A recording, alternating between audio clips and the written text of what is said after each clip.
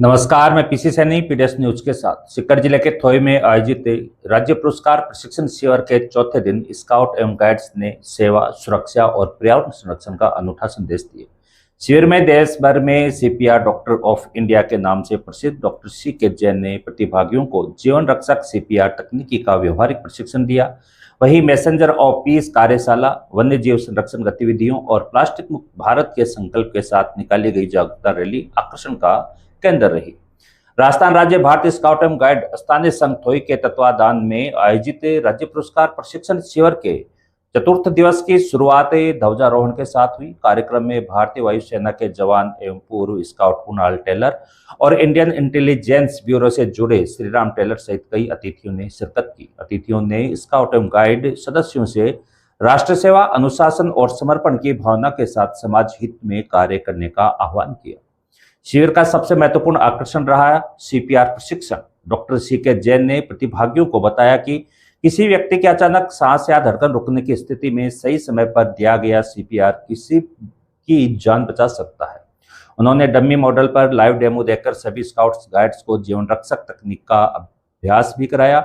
इसके बाद आयोजित मैसेंजर ऑफ पीस कार्यशाला में सेवा कार्यों, संयुक्त राष्ट्र के सतत विकास लक्ष्यों, स्वच्छता अभियान, समाज सेवा और पर्यावरण संरक्षण पर विस्तृत जानकारी दी गई।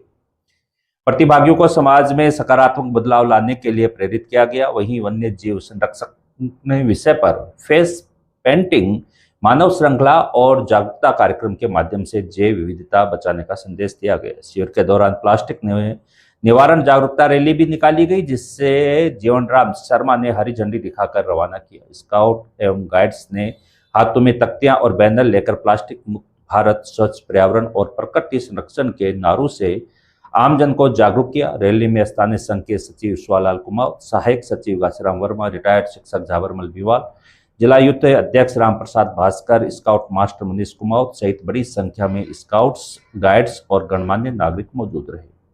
इस राज्य पुरस्कार प्रशिक्षण शिविर ने एक बार फिर साबित कर दिया कि स्काउट एवं गाइड केवल अनुशासन और सेवा ही नहीं, बल्कि जीवन रक्षा, पर्यावरण संरक्षण और सामाजिक जागरूकता का भी सशक्त माध्यम है। आइए सुनते हैं। मेरा नाम महावीर प्रसाद है। मैं जैन सीपीआर सेंटर से हूँ। डॉक्टर वीके जैन साहब हमारे डायरेक्टर हैं।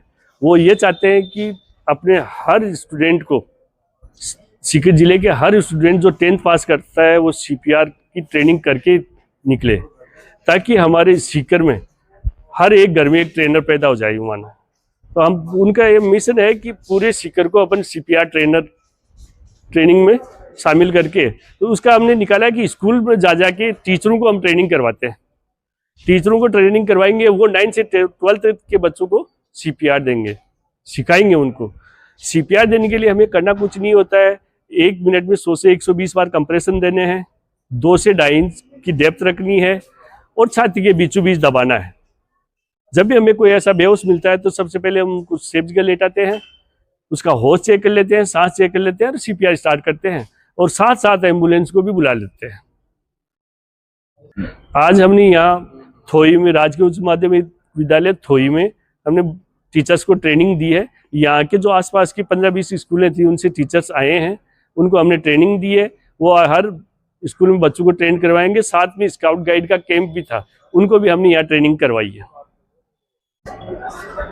मैं सुवालाल कुमार, राजस्थान राज्य भारत स्काउट गाइड स्थानीय संघ थोई सचिव। यहाँ जिला स्तरीय 5 दिवसीय राज्य पुरस्कार प्रशिक्षण शिविर जो जिले स्तर पर होता है, वो यहाँ थोई में आवंटन होने के कारण मैं थोई में संपन्न करवा रहा हूँ। यहाँ बच्चे 5 दिन तक कैंप में रह करके अपनी सारी गतिविधियाँ समय के अनुसार पूरी कर लेते हैं। इसका जो कार्यक्रम है, दैनिक कार्यक्रम, वो इस प्रकार से है। बच्चे सुबह 5 बजे उठते हैं। 5 बजे उठ करके अपने दैनिक कार्य से निवृत्त होकर 6 बजे वो प्रार्थना झंडे के पास आते हैं। प्रार्थना होने के बाद वो सूक्ष्म व्यायाम और बेडेन पावेल द्वारा बताए गए 6 व्यायाम सिखाए जाते हैं। व्यायाम के बाद में इनका मनोरंजन कार्यक्रम में 2 खेल खिलवाए जाते हैं। उन खेलों के बाद में 15 मिनट का सेवा कार्य किया जाता है। सेवा कार्य करने के बाद में इनको 7:30 बजे नाश्ता दिया जाता है। 7:30 बजे नाश्ता दे करके इनको फिर यूनिफॉर्म में फ्लैग सिस्टम पे खड़ा होना पड़ता है और फ्लैग का कार्यक्रम चलता है। 9 बजे तक ये संपन्न होकर के 9 से 12 बजे तक इनका जो कालांश हैं, विभिन्न प्रकार के चैप्टर हैं, प्राथमिक सहायताएं हैं, विभिन्न प्रकार के ध्वज हैं, अनुमान लगाना है, ये सब बातें इनको सिखाई जाती हैं। 12 बजे तक इनका एक पाठ्यक्रम चलता है। 12 बजे से 2 बजे तक इनका भोजन का कार्यक्रम और रेस्ट का कार्यक्रम चलता है।